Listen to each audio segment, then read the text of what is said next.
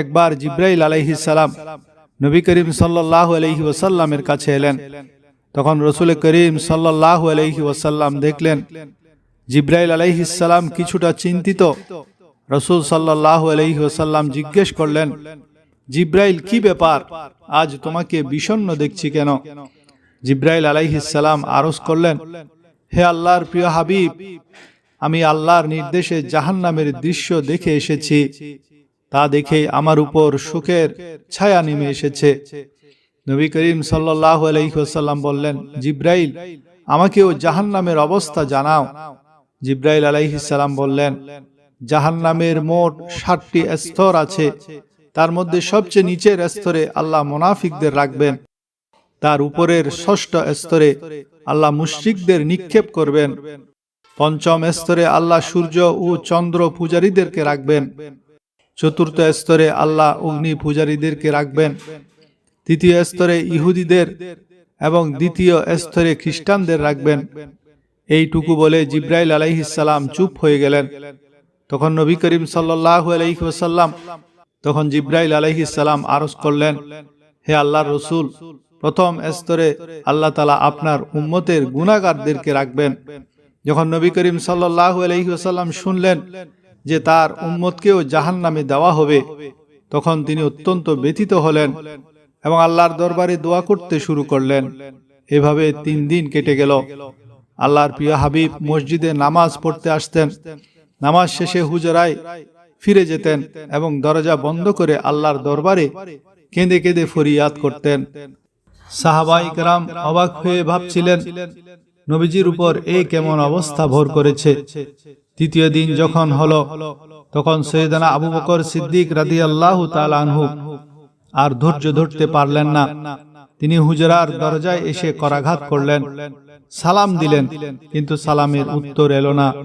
তিনি কাঁদতে কাঁদতে ওমর রাদিয়াল্লাহু তাআলা আনহুর কাছে গিয়ে বললেন, আমি সালাম দিয়েছি কিন্তু উত্তর পাইনি, আপনি যান, হয়তো আপনি সালামের উত্তর পেতে পারেন। ওমর রাদিয়াল্লাহু তাআলা আনহু গিয়ে 3 বার সালাম দিলেন, কিন্তু উত্তর এলো না।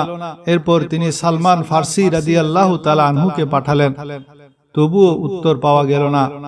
সালমান ফারসি রাদিয়াল্লাহু তাআলা আনহু পুরা ঘটনা হযরত আলী রাদিয়াল্লাহু তাআলা আনহুকে জানালেন। আলী রাদিয়াল্লাহু তাআলা আনহু ভাবলেন, যখন এত বড় ব্যক্তিত্বরা সালামের উত্তর পাননি, তখন আমারও একা যাওয়া ঠিক হবে না, বরং নবীজির নয়নমণি কন্যা ফাতেমা রাদিয়াল্লাহু তাআলা আনহাকে ভেতরে পাঠানো উচিত। ফাতেমা রাদিয়াল্লাহু তাআলা আনহাকে সব অবস্থা জানানো হলো। তিনি হুজরায় দরজায় এসে বললেন, আব্বাজান, আসসালামু আলাইকুম। মেয়ের কণ্ঠস্বর শুনে বিশ্বনবী উঠলেন, দরজা খুললেন এবং সালামের উত্তর দিলেন। ফাতেমা রাদিয়াল্লাহু তাআলা আনহা জিজ্ঞেস করলেন, আব্বাজান, আপনার কি হয়েছে যে 3 দিন ধরে আপনি এখানে অবস্থান করছেন? নবী করিম সাল্লাল্লাহু আলাইহি ওয়াসাল্লাম বললেন, জিব্রাইল আমাকে জানিয়েছেন যে আমার উম্মত জাহান্নামে যাবে। মা ফাতেমা, আমার উম্মতের গুনাহগারদের কথা ভেবেই আমি ব্যথিত এবং আমি আমার রবের কাছে দোয়া করছি যেন তিনি তাদের ক্ষমা করেন এবং জাহান্নাম থেকে মুক্তি দেন। এই বলে তিনি আবারও সিজদায় গিয়ে কাঁদতে লাগলেন, ইয়া আল্লাহ, আমার উম্মত, ইয়া আল্লাহ, আমার উম্মতের গুনাহগারদের উপর রহম করো, তাদের জাহান্নাম থেকে মুক্তি দাও।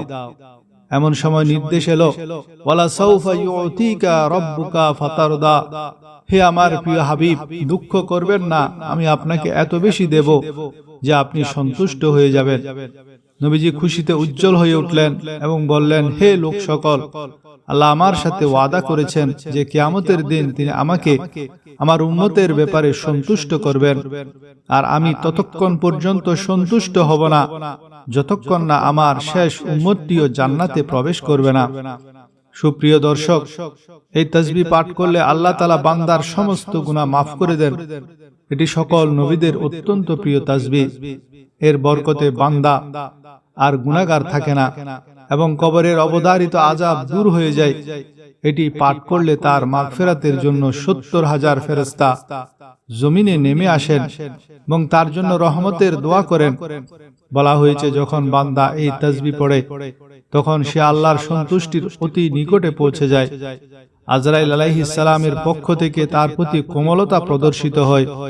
তিনি এতই নরমভাবে রূহ কব্জ করবেন যে কোনো কষ্টই হবে না, মনে হবে একটি শীতল বাতাস শরীর স্পর্শ করে গেল।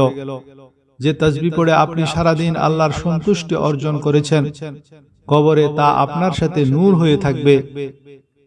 এই নূর আপনার কবরকে জান্নাতের বাগানের মতো আলোকিত করে দেবে এবং কিয়ামত পর্যন্ত এই আলো আপনার সাথে থাকবে। এটি আপনার আখিরাতকে সুন্দর করার মাধ্যম হবে এবং কিয়ামতের দিন আল্লাহর দরবারে আপনার জন্য সুপারিশ করবে। প্রথমে নবী করিম সাল্লাল্লাহু আলাইহি ওয়াসাল্লামের উপর দরুদ শরীফ পাঠ করবেন, এরপর 100 বার সূরা ইখলাস পাঠ করবেন এবং 100 বার সুবহানাল্লাহি ওয়া বিহামদিহি এই তাসবিহটি পাঠ করবেন। সূরা ইখলাস এবং তাসবিহ পাঠের শেষে 33 বার আস্তাগফিরুল্লাহ রাব্বি মিন কুল্লি যামবি ওয়া আতুবু ইলাইহি পড়বেন। এরপর 7 বার সূরা মুজাম্মিল তেলাওয়াত করবেন। শেষে আবারও একবার দরুদ শরীফ পাঠ করবেন।